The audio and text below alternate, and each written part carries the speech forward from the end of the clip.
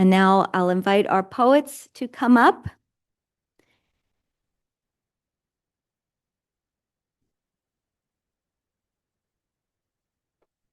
And we're going to sit in the order of our reading. And Dominique, yes, you are the first chair.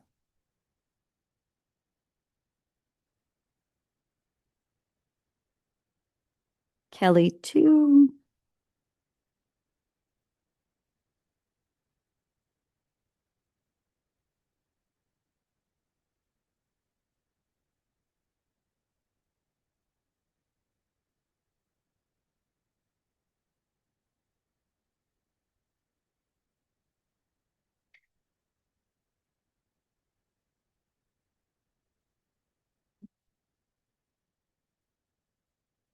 I was like, huh?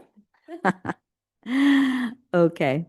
I won't read my piece that I wrote in the preface, but I will say it included a reference to the destruction of the East Wing of the White House, the People's House. And I was so gratified to read in the past week or so that all of that was not approved, not legal, and ain't right by legal standards. And that was little justice. That's a big one. So, spaces and places, we start with the phrase, praise the broken promise. And we'll begin with Dominique Bulgin in her poem, When Breath Becomes Life. And this would be a great opportunity to check your phone to make sure.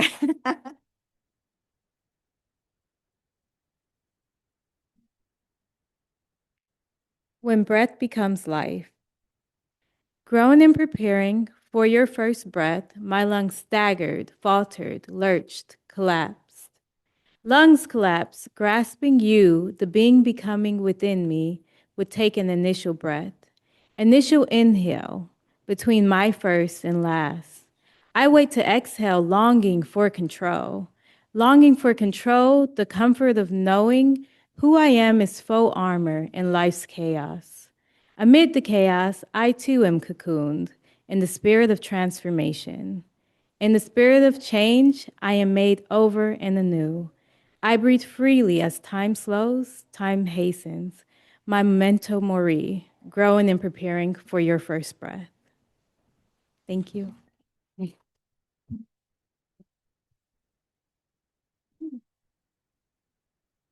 Is that your baby back there? Wave, hubby and baby. There he is. Breath came to life. Okay. More on the motherhood theme, we have Kelly Kara Jones reading The Springs.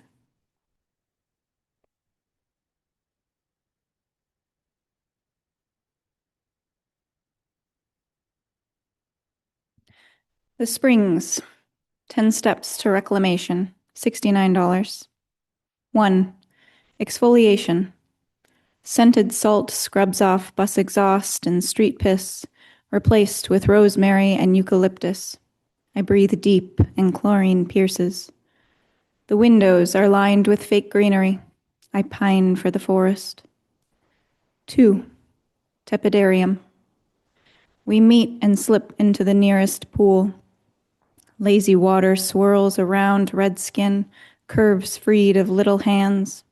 Relieved of motherhood's responsibilities, I float, weightless. 3.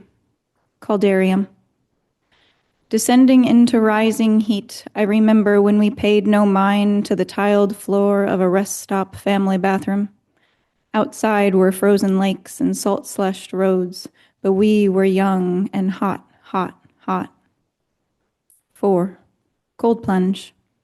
Shocking, inescapable. That was motherhood. I spent my days bent over, torn flesh, huge clots, a colicky newborn. My placenta sat in the freezer, uneaten. Sink or swim. 5. Sauna. Cedar walls trap bewildered lungs. My skin shrieks against burning wood. I think I'm dying.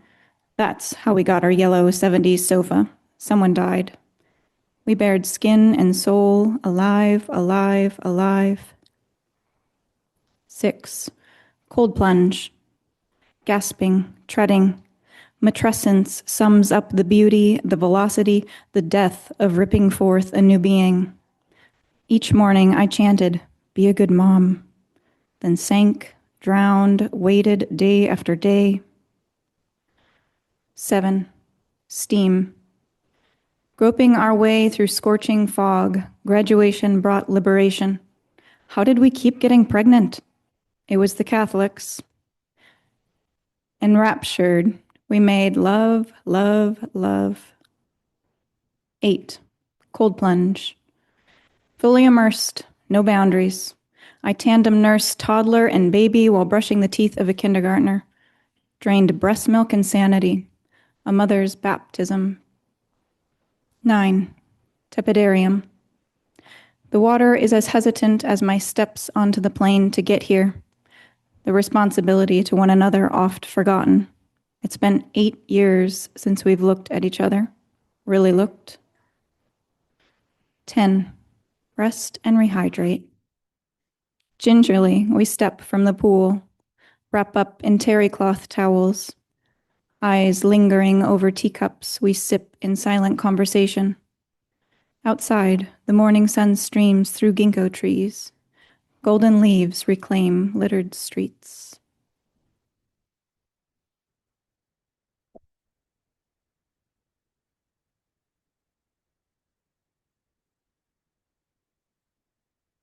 Thank you, Kelly. Sunflower Soul is an artist and a photographer and a poet in her own right. And so she not only has art in our anthology, but some lovely words. And we'll see how she's put all those together. I don't really know.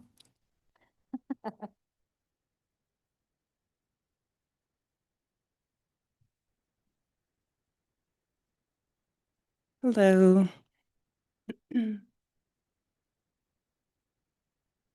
Try to get myself together here. I guess, I don't know, should I show them? I don't know if you guys can see the actual photograph. Uh-oh. So this is a photograph I took of the neighborhood I currently live in. It was known as Sugar Hill. It's a historic neighborhood where a lot of very well-known Black authors, teachers, lawyers, all walks of life was living in this neighborhood. And it has a lot of history in it. And I found out about all of this through my husband after moving in and learning the history of this neighborhood. I'm not originally from here. My family is military, so I didn't really know a lot. And I was living on the west side of town. But after moving here and moving there and studying the people and being involved with the people and realizing I see myself in these people, despite circumstances, these were my neighbors. And this is what was left over from a history that is trying to be erased. So I've written alongside with the book, with the photograph is, the photograph portrays a young mother, a survivor, who was bright, hilarious, and wholehearted despite the challenges she has faced. She carried her trauma quietly, meeting each day with the simple, powerful act of surviving. Her story reflects the experience of many women who are simply trying to make it through each day. Her strength and beauty shine through her resilience. She uses anger as a shield because she has had to. But beneath that armor is a woman filled with love, grace, and determination. The homes behind her hold deep meaning. The historic Sugar Hill neighborhood of Jacksonville was once a thriving Black community filled with educators, artists, and professionals. The construction of a highway through the neighborhood and the subsequent influx of drugs fundamentally altered its fabric, lending to widespread displacement, the loss of culture, and a deep unraveling of community ties. Still, the people remain. The neighborhood endures. They are survivors. Like this woman, resilient, proud, and rooted in history. With this work, I hope to evoke empathy, amplify silenced voices, and spark reflection on the pressing need for societal change, not through gentrification, but through preservation. Rather than erasing history, we must foster true restoration, justice, and healing. We must also remember to show more grace and less judgment, because judgment does not heal, it only deepens the wounds of those who are simply trying to survive. And I don't know how much, do you want me to do the other part, Pete, or? I have like I called it a survivalist story. It's another piece that goes along with this. Each morning when the sun rises, I don't wake up to the softness of pillows. I don't wake up to the softness of a pillow or a warm cup of tea. I wake up to the weight of poverty. Every time I open my eyes and walk through this neglected house, I see poverty. I look out the window, I see poverty. I step outside the door, I see, hear, smell, touch, and taste poverty. It tastes stale and metallic. It's a sensory assault that never lets up. It's such a bitter and lost state of being. It's a constant companion that clings to everything around me. You can't help but be angry, because why can't I have a safe place? What makes you any better than me? I too deserve a safe place, right? A safe place to rest my head, a safe place to eat food that not only nourishes me, but fills me. A safe place to bring my child to. Considering for the child growing inside of me, that I am my child's safe place. My womb is my child's safe place, a shelter from the hell outside of it. Every day, I am forced to survive. I can never just live or be. I am forced to take in order to have anything for myself.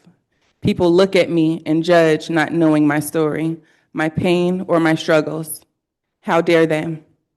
I am still a child of God. I deserve love too. But this child of God is angry.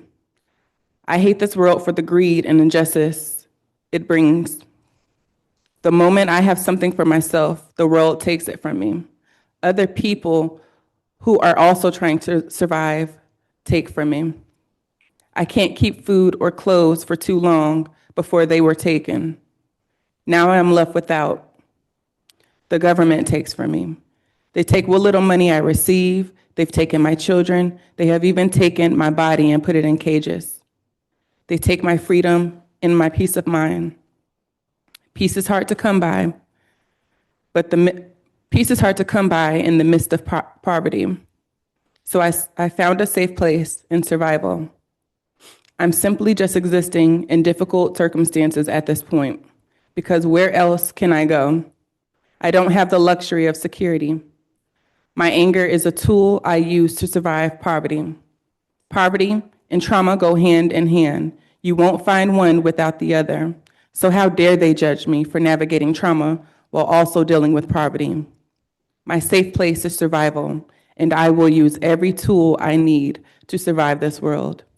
It may not always be pretty or right, but it is necessary for my survival. And for the survival of the child growing inside of me, this child I made comes from love so that I can receive love back. So for now, I find temporary safe place in survival, especially for the child growing inside of me. I have to. I long for freedom of just being, freedom that comes with peace of mind, when poverty and trauma will be long behind me and I will no longer need the tools I use today. One day, I will get that freedom. Signed, a survivalist. Thank you.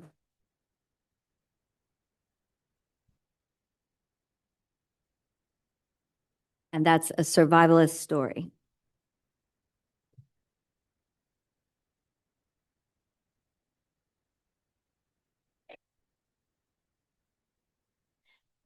The next phrase, the next section of the book is praise the waterways and the emotional journey that we spend there. So first for that, In the Swamp by Jamie Robin Cox. Good morning. Thank you for having us as visitors to your wonderful, beautiful church. This piece was written to try to capture an idea of grief. And it was originally a prose piece, but I've turned it into a sort of prose poem for you. This is called In the Swamp. I am in the swamp, surrounded by thick cypress trees. Their wide hips sink deep into wet, boggy earth. My feet have already begun to sink. The mud eats my sandals and wants more. The trees ring around me, layered and thick. They seem to go on forever. Who is this child? A strange woman's voice asks from within the trees. She sounds like she is speaking from underwater. Look at her tears, another voice says, in an eager whisper that zips up my spine. All around me, the voices echo, look, look, look, look. I wipe my face with shaking hands, the tears sticky on my skin. I want to call out to these women, but my insides feel too thick, as if the mud on my feet is stuck in my throat. A long hum rises up around me like a choir, and I realize the voices are coming from the trees themselves. The voices echoing around me speak separately and as one, whispering and hissing and yelping and moaning. Their sounds swirl around me in a dizzying cacophony. I know I should be scared, but I am not, just empty. I have felt alone in crowded rooms since my mother stopped breathing. But there is something of the gnawing pain inside me that lives in this swamp. A soft limb wrapped in ferns caresses my cheek. Let her stay, a tree voice says. What can it hurt? Look at her. She's full up on grief. She'll sink right in. Roots sprout from the ground like undead fingers and twist around my ankles. My stomach drops as they give me a firm downward yank. A new cypress has joined the swamp.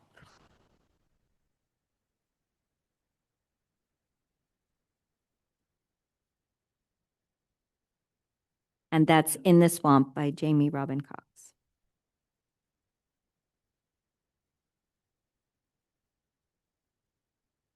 A Different Side of Love, My Side of the Bed by Olivia Vo.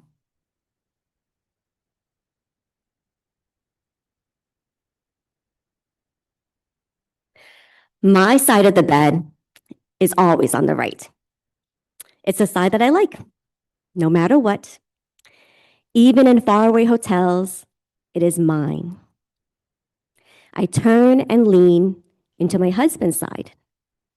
Come in close, wiggle underneath, tucked under his arm. My left ear flat against his chest. Bottom, bottom, bottom, thumb, thumb. A metronome counting down our moments of existence. A truth revealed in the night. I nod to the rhythm, willing myself to sleep, smoothing my breath to match his. Tears dampen his shirt. Daisaram cup? Why are you crying? He asks, alarmed. I shake my head, protesting the finite beats. Bottom, bottom, bottom, thumb, thumb. When I can no longer hear the sound of his heartbeat, will my side of the bed still matter?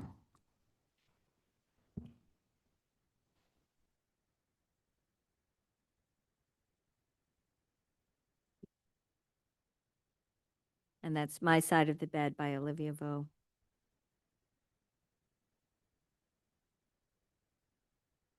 Part 3, Praise the Obscure Hamlets. And for that, we have a piece by Hope Clayton titled Family Farm.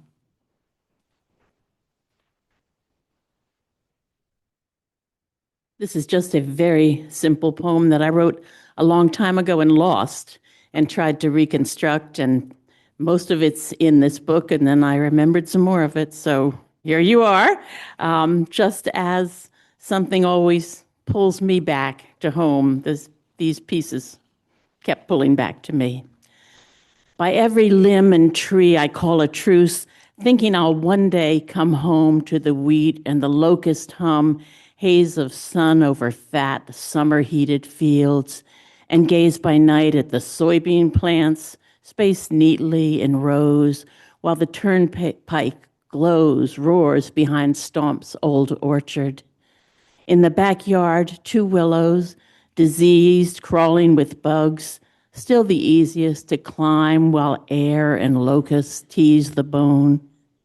Bring the boy home and sink from sight in the high waving wheat, lie warmed and pricked by stubble and sun. Is he the one? Is he the one?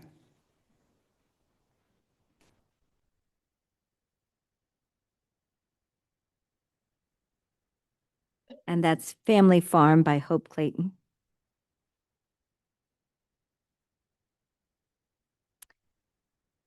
Another poem on Where I'm From called, surprisingly, Where I'm From by Chrissy Stevens.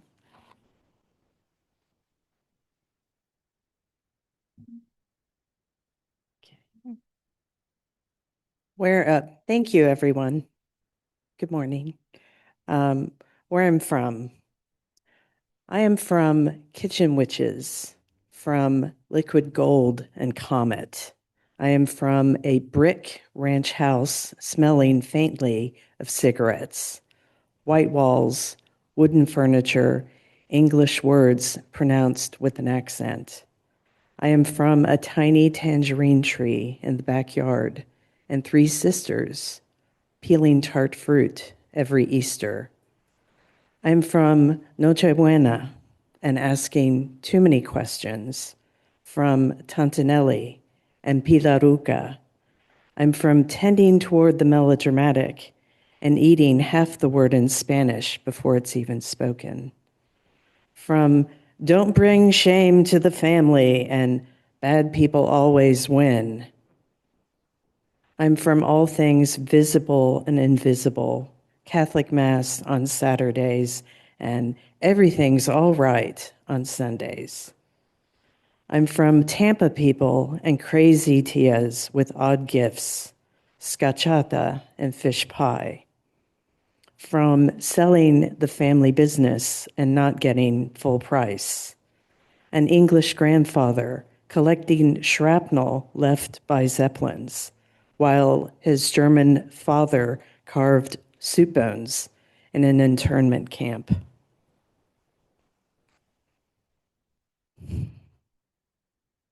In the front hall, children's artwork hung thick as wallpaper beside my great-grandfather's village in Spain, and a relic from a church in Eastern Europe. A family history hung high out of reach of messy children.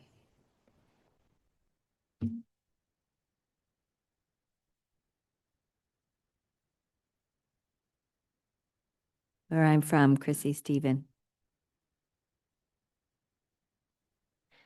And the last section, In Pity and in Awe. And we start with Texas Summer by Sharon Scholl.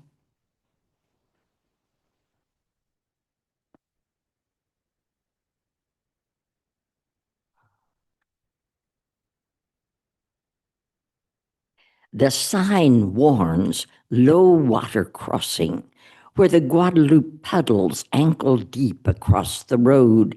We leap from our car, raise splashes that soak our clothes, whoops, giggles, stomps announce our arrival. Back inside the car in first gear, we grind up the riverbank to the town center, post office to choose our mailbox, store for bread, milk, gossip, and gas on a lone pump on its nest of weeds. Onto our cabin for a summer full of river, stars, soaring on a rope swing, the constant flutter of cicadas, the funny taste of milk when cows choose to munch on thistles. Summer stretched like a lazy cat into that forever called September, where time fit into a tiny town with no main street or city hall, but large enough to fill a life with place remembered.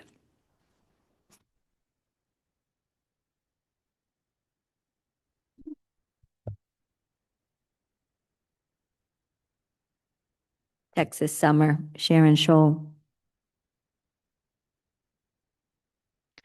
And last but not least, Laguna Seca, Belize by Nancy Winkler Zuniga.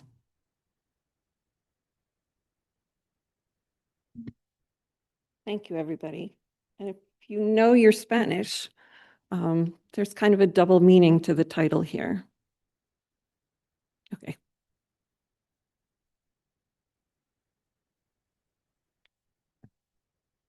I run, trip, and up again as leaves scatter under my knees. I try to reach back to them, my husband, my son, this place, that Sunday peace of walking together on paths only accessible in the dry season. Playing together, the dogs lead us on. My knees burn from pebbled indentations the rocks and twigs have left. We laugh together then, the sound scattering the birds, wings flashing by us in an instant toward distant refuge. We'll never see anything now. We've been too loud. The wildlife has hidden itself, and we are the only beings visible. Leaf litter lies thick under the trees with little undergrowth, except us. We were a family then, the 3 or 5 of us, depending on how you count. The pathways around Laguna Seca all dried up for us now, left to others. Our family all dried up too. 3 down, 1 scattered, not knowing how to hold on to his own family dream. And me, sitting here, trying to find a new path. Today, looking at the rain coming hard, my heart lifts a little as I think back, not letting my tears match the coming storm, but my knees hurt a little at the memory.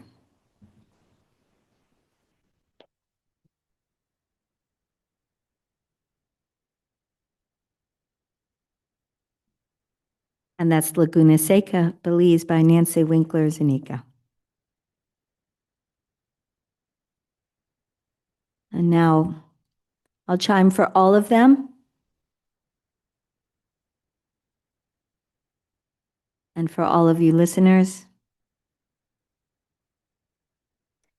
And one last ring for Ryan, my partner, and my co-conspirator in our quiet little revolution at 1610 Osceola Street.